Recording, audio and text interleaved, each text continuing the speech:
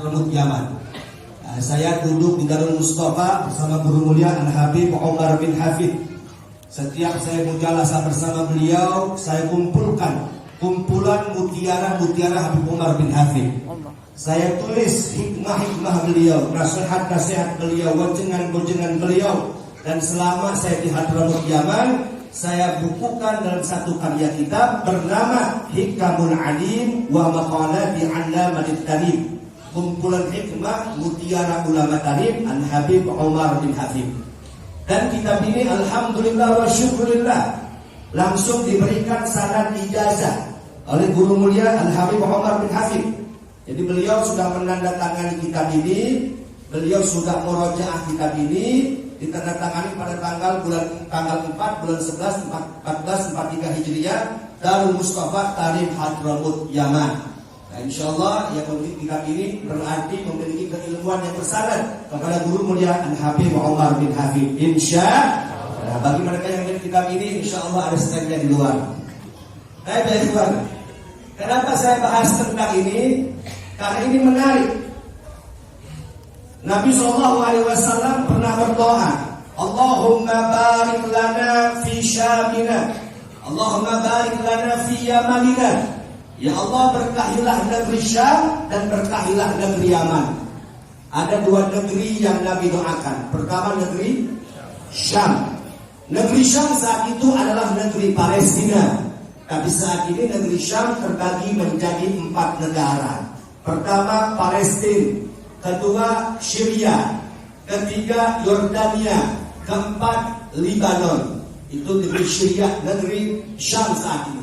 Kemudian Allahumma barik lana fi Yamanina, ya Allah berkahilah negeri Yaman.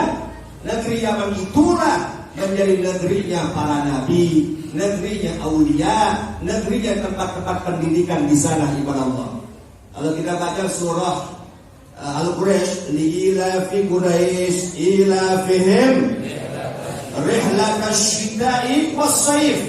Orang Quraisy punya kebiasaan berdagang dalam 2 musim. Rihlatash shita was-sayf, perjalanan di musim dingin dan perjalanan di musim panas. Ketika datang musim dingin, orang Quraisy berangkat rame-rame ke Yaman dagangnya. Kenapa di Yaman? Sebab di Yaman negeri panas. Kalau musim dingin nggak terlalu dingin. Kemudian kalau datang musim dingin, musim panas, saif, musim panas, orang Quraisy, orang Arab dagangnya ke negeri Syam. Kenapa negeri Syam? Sebab kalau musim panas enggak terlalu panas. Dengan syita'i was-sayf. Nah, oleh karena itu Yaman adalah salah satu negeri Arab dan umat Islam tidak boleh anti Arab. Nabi mengatakan satu hadisnya, ahibbul Arab li thalathin. Cintailah orang Arab karena 3 perkara. Pertama, li'anni Arabiyyun, karena aku orang Arab. Yang kedua, wal Qur'anu Arabiyyun, Al-Qur'an berbahasa Arab. Yang ketiga, kalamu ahlil jannah Arabiyyun, bahasa penduduk surga adalah bahasa Arab. Karena itu orang Islam tidak boleh anti Arab. Suatu hari Nabi memberikan wasiat kepada Salman Al-Farisi, sahabat beliau dari Persia. Beliau bukan orang Arab, tapi dari Persia. Apa kata Nabi kepada Salman? Ya Salman, la tabqadni fatahliku dinak. Engkau jangan membenci aku, maka akan hancurlah agamamu. Kemudian Salman bertanya, bingung Salman, ya Rasulullah, kaifa aqaduka wa bika hadallah? Bagaimana aku membencimu wahai Rasulullah, sedangkan lewatmu lah aku mendapatkan hidayah. Nabi menjawab, tabqadul Arab fatabqaduni. Membenci Arab sama dengan membenciku, kata Nabi. Maka kalau saat ini ada kelompok-kelompok yang menyebarkan virus anti Arab, hakikatnya mereka anti Islam. Betul? Mereka yang mengkampanyekan anti Arab, hakikatnya mereka adalah sedang mengkampanyekan anti Nabi Muhammad sallallahu alaihi wasallam. Oleh karena itu, mari sama-sama sedikit kita baca dalam beberapa makalah Al-Habib Umar bin Hafid. Jadi kitab ini semuanya berisi perkataan Habib Umar bin Hafid. Saya hanya menyusun secara sistematik. Nah, dalam kitab ini ibarat Allah, saya sudah terjemahkan ke dalam bahasa Indonesia. Ada beberapa judul. Di sini judulnya ada bab ibadah, bab cinta Nabi, bab akhlak mulia, bab syukur, bab berkawan dengan orang soleh, bab hati, bab ilmu dan lain-lain. Nah, setiap bab ini saya cantumkan ayat Quran dan hadis, baru perkataan Al-Habib Umar bin Hafid. Nah, bab pertama kita akan bahas tentang bab ibadah. Di sini ada 3 qaul. Pertama, qala Allah Ta'ala, berarti ayat Quran. Yang kedua, qala Nabi sallallahu alaihi wasallam, berarti hadis. Yang ketiga, qala sayyidi nafa'anallahu bi'ulumi, itu perkataan Al-Habib Umar bin Hafid. Nah, kita dengarkan pertama baca maqalah dari Al-Habib Umar bin Hafid tentang ibadah. Qala sayyidi nafa'anallahu bi'ulumi, lan tadhuqa halawat as-sawmi wala halawat al-qiyami wala laddat at-tilawati wala laddat al-munajati wa fi qalbika syai'un ahabbu minallahi wa rasulih. Kata Habib Umar bin Hafid, engkau tidak akan merasakan manisnya puasa, manisnya sholat, nikmatnya mengaji, nikmatnya bermunajat kepada Allah, sedangkan di dalam hatimu ada sesuatu yang lebih engkau cintai dari Allah dan Rasulnya.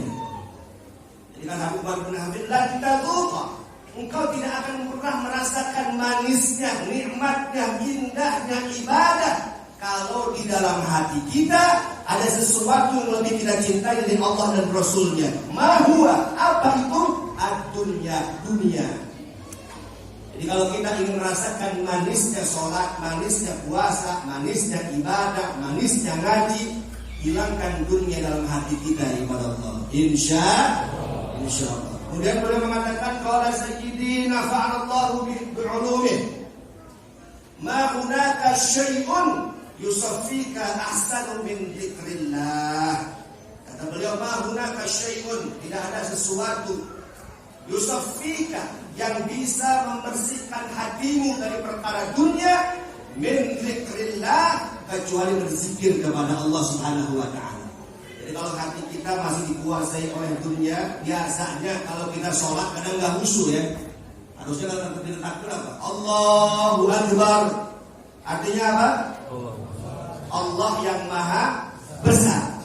Kalau hati kita sudah menghadirkan Allah dalam diri kita, maka yang besar hanya Allah, yang lain kecil. Betul? Presiden kecil apa besar? Menteri, harta, jabatan, wanita, Ustaz Haris, Ustaz Haris lumayan, saya mau beliau. Kecil semua, yang besar hanya, karena itu disebut takbiratul ihram, takbir yang haram. Artinya apa? Sesuatu yang boleh dikerjakan sebelum sholat, tapi setelah takbir menjadi haram. Betul? Minum boleh nggak minum? Tapi kalau habis takbir boleh nggak? Nggak boleh, dia haram kalau ngomong boleh nggak kita? Boleh. Sama kiai itu tadi ngomong, ya, kalau itu kuain siap.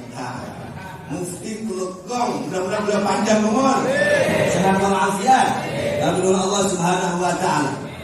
Boleh ngomong tapi ketika sholat nggak boleh ibadah Allah. Nah, maka cara untuk menghilangkan dunia agar kita tidak dikuasai oleh perkara dunia adalah zikrullah, yaitu berzikir. Yang ketiga terakhir, qala sayyidina fa'allahu bi'ulumi. Beliau mengatakan,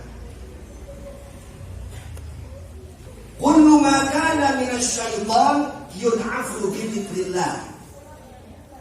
Amma min kibalin nafsi fa bi dzikril maut. Setiap godaan yang datang dari setan dapat dilawan dengan zikrullah. Sedangkan godaan hawa nafsu bisa dilawan dengan mengingat kematian. Jadi kan kita ini diganggu nih oleh setan. Setan ganggu kita nih biar nggak sholat, nggak ngaji, biar malas-malesan. Itu bisa dilawan dengan apa? Zikir. Godaan itu bukan hanya dari setan, ternyata dari hawa nafsu. Bagaimana cara melawan hawa nafsu? Di zikril maut, banyaklah mengingat kematian. Dengan mengingat mati akan akan menghancurkan semua angan-angan kita yang menjauhkan diri kepada Allah Subhanahu wa Ta'ala. Nah itulah ya sedikit saja nanti kita akan bahas jika saya hadir di Majlis Al-Islah ini. Dan bagi jamaah yang ingin mendapatkan kitab ini, silahkan di depan ada scan-nya. Yang nggak bawa uangnya nggak apa-apa, ente daftar dulu aja. Daftar, ditulis namanya, minggu depan ente bayar. Insya Allah, mudah-mudahan kita semua bisa menjadi hamba-hamba Allah dan mendekatkan diri kepadanya dan senantiasa bisa menghilangkan dunia dalam hati kita, hanya fokus beribadah kepada Allah Subhanahu wa Ta'ala. Amin ya rabbal alamin. Jazakumullah khair. Wassalamualaikum warahmatullahi wabarakatuh.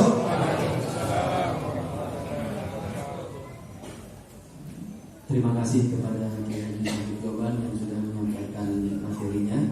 Semoga materi tersebut bisa menambah semangat kita dalam beribadah dan tentunya menambah kekhusyuan kita dalam beribadah. Amin ya rabbal alamin. Nah, sebelum Mahamudiyam, satu lagi pemateri kita yaitu Al-Mukarram